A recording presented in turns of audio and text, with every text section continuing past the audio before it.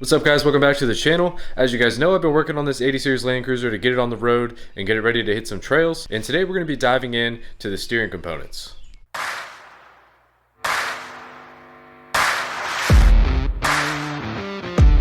This first bit we're putting on is actually from Marlink Crawler, and it replaces the factory steering links with DOM tubing, so it's high strength, much stronger than factory. And also, I had one of my ball joints and my steering was bad anyway, so it kind of just made sense to go ahead and get this kit. It does come unpainted, so I've painted this and started to assemble it. All these go in specific locations. You can't mess it up because they're right and left hand thread and two different size tubes. So the other piece we're going to be installing today is Delta Vehicle Systems radius arms. So these replace the factory radius arms and help correct caster. When you lift the vehicle, the caster gets thrown off, and just all around make it not handle as good as it did at stock height. So this will fix the caster. And not only that, is I got the long. So what this is going to do is it's actually going to push the axle of the 80 series forward a total of 1 inch. And that's going to help with firewall clearance to tires because we're going to be putting 37s on this thing. These should be a huge help. Should make this thing drive way better on the road than it would have before. Also, my factory bushings and my radius arms were all tore up. From their website, you can get the option to purchase OEM bushings already installed. I'm just going to go ahead and reuse the hardware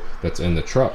All right, so here we're looking at the driver's side of the truck. This is our steering link. So this is how we're going to be able to adjust our toe in for our alignment, keep it going straight down the road. So first thing you want to do is all of your original stuff should have cotter pins in them, and they typically just bend them over so they're easy to pull out. If they're a little stuck, you may want to soak them in some PB Blaster or something like that for a few days before you attempt, which is what I did to mine. But once they're free, they typically come out pretty easy. As you can see, this one's already starting to come. I just use kind of like a pair of wire cutters. Just obviously don't clamp too hard or you will just cut it.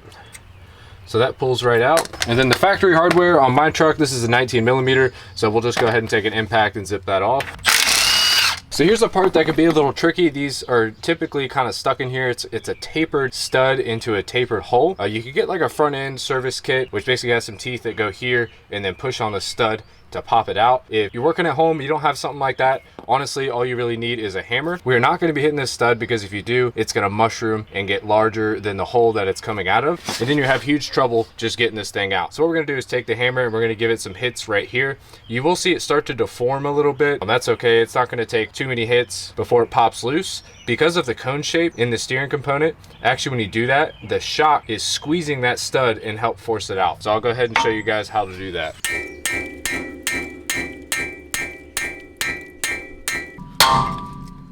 All right, now as you can see it pop loose, we're gonna go around and do the other side, and then we're gonna do the top for our steering box as well as the front of our knuckle. Both of our sides loose, we'll just go ahead and pull the steering link out.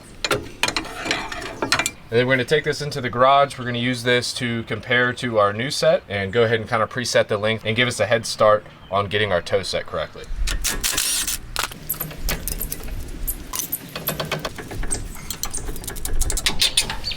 So then you can just kind of swing this out of the way if you're not replacing your damper.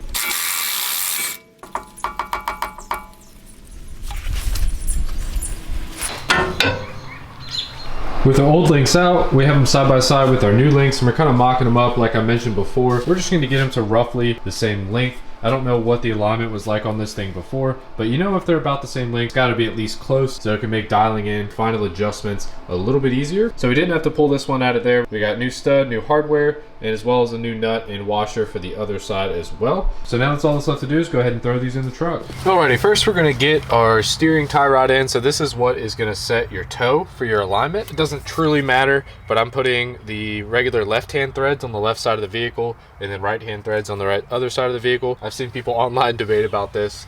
In the end, it's really not going to matter.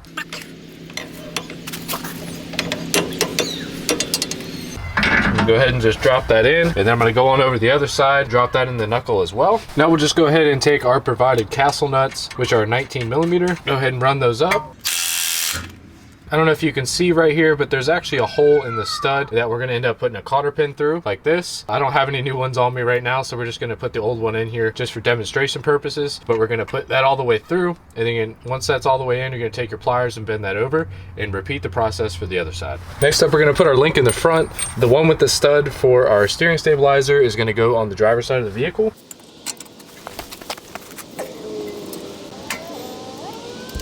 All right, and go ahead and tighten those down and put cotter pins in those as well, and then we'll put the steering damper on.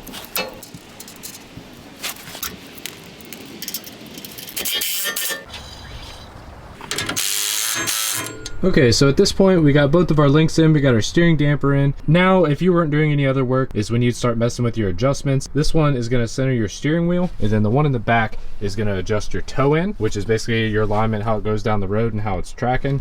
Because we're gonna be doing these delta arms, I'm not gonna worry about that until those are done. So next we'll dive into replacing these radius arms here. All right, after looking on the forums for a little bit of advice on the best way to go about doing this, everybody says they can do it in their driveway if they put it down on all four wheels again. And I like the idea of that just because it's safer. I've chalked the front wheels.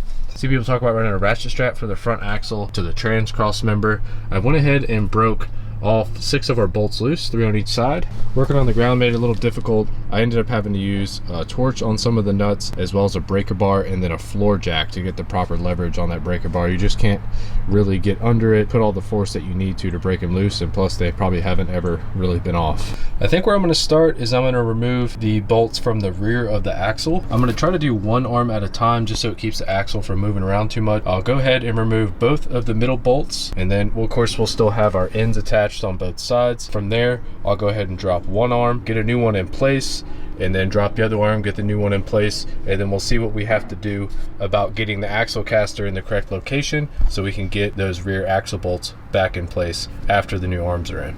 The bolt on the driver's side came out nice and easy, but the one on the passenger side, the metal sleeve that's in the bushing was actually seized around the bolt. I tried to hit it with a torch and stuff, and the bushing started to melt, and I was just having no luck breaking it loose. So then I decided to go ahead and pick up some Diablo Steel Demon blades and cut right through the bolt and make short work of it.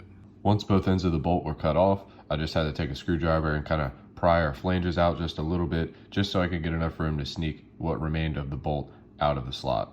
We got our factory radius arm out. Here's a kind of a side-by-side next to the Delta so you can see the differences. The angle of these bushings is different, which may be hard to tell on camera. You can see the very end bushing is about lined up center with that, and you can see how much longer it is. So that's how it actually pushes the axle forward and helps with tire clearance. So as you guys also saw, I had some trouble with this bushing. Basically what happens is the bolt gets seized in the sleeve of the bushing. You can break the nut and the bolt loose, but the bolt won't come out because it's stuck in the sleeve. I just had to take this Diablo blade. It's part of their Steel Demon line, I believe. It took me maybe 5 or 10 minutes to cut both sides of the bolt off, and that was just the all-around easiest way to get this off of the truck. We'll go ahead and get this arm in on our passenger side. Once we have our front and rear bolt in, we'll leave this one out, put the driver's side on, and then we'll worry about twisting the axle to get our third bolt hole lined up. Using a floor jack to support the radius arm definitely made this a lot easier. I think you could do it without one if your floor jack's tied up. It would just be a little more frustrating getting that hole lined up exactly where it needed to be so you can put the bolt through.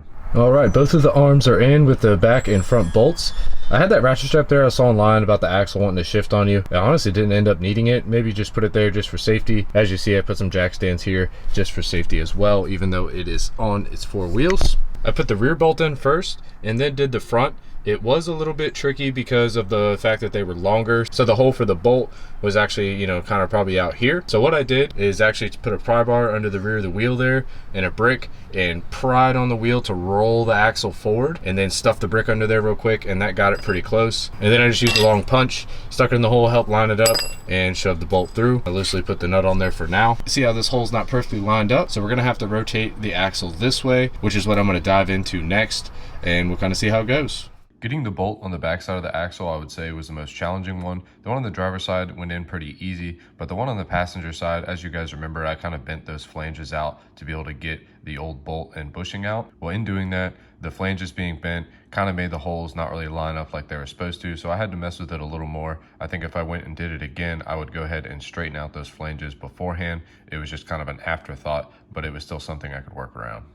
All right, we got all of our bolts in here. I had to do new hardware for this bolt, as you can imagine, because I had to cut that one. And then so I went ahead and did another new bolt on the other side, reused the rear and the very front bolts. And then the spec for these is 130 foot-pounds, and that's something you want to tighten with the vehicle on the ground so the bushings are in the resting position. And then after I get a little bit of drive time on this setup, I'll come back and retorque those. And you can also mark them with a paint marker. People call them witness marks. That way you can just quickly peek under the truck and check to make sure that none of your bolts are coming loose. With our radius arms in and everything all bolted up and torqued, I went ahead and took the front wheels off, supported the front axle, and now we're setting the toe, which is going to be adjusting that rear bar that we installed. Basically what I've done is I've clamped a level on each side on the rotor, so it gives a nice flat surface, and of course levels are nice and level, so you're going to have consistent measurements. And you basically just run the tape from one level to the other, and you take your measurement. You can either measure off this edge or this edge, doesn't matter, just as long as you're consistent about which edges you're measuring with front to back. Pull your measurement up front, pull your measurement in the rear. If your measurement up front is less than your rear, then you are towed in. If your measurement in the rear is less than your front, then you are towed out. Ideally, we're looking for about a 1/16 of an inch towed in. I just went ahead and got this set and measured it up, and we are set to a 1/16 inch towed in, so it will be good to go as far as the tow goes. I will probably end up checking this again a little bit down the road, just so we don't get our tires wearing all funny. So now that that's set, we're gonna go ahead and put the wheels back on, and then next we're gonna be making adjustments to this bar right here, and this is gonna be for our steering wheel center. So when you're going down the road and your steering wheel's, you know, to the left or to the right, you can make adjustments by lengthening or shortening this bar right here, and then that will end up centering up your steering wheel, and then we'll be good to go as far as alignment goes on this. The caster is fixed with our new arm, so there's no adjustment there. So this thing should be money. Alrighty guys, took this thing around the block to make sure the steering wheel was straight. Came back, made some adjustments, drove it again. Steering wheel's nice and straight, so that's good. And next we just gotta bleed some brakes and then dress a few leaks. I got a trans-cooler line leaking. You can see the couple drips right there. And then more stuff under the hood that I'm gonna address in future videos. But I think that's about it for this one. All right guys, so that's about it for this video. Hopefully it was helpful for anybody wanting to do the same thing to theirs. I gotta say, I think those Delta Vehicle Systems radius arms are gonna help this thing drive really nice on the road. I did get it up to 55 and I had no more death wobble like I had before, and it seemed to actually track pretty good on the road, even with just kind of the crude alignment I did and everything right here in the driveway. And if you guys are into some workwear, so this is 1620 Workwear. If you guys noticed, they've come on as kind of a sponsor of the channel. They sent me some pants and a shirt, make some really great stuff, and I got a coupon code for you guys, ADV 4x4, so you can take 10% off your order. It's made in America. You guys may have seen a little bit on my Instagram all about them, but they make some great stuff, and I'm really putting all their clothes through their paces. As you can see, I haven't been easy on them, been down on my hands and knees and everything else, and I've washed them a few times, and no signs of wearing out or anything like that. So don't forget to like, subscribe, and we'll see you next time.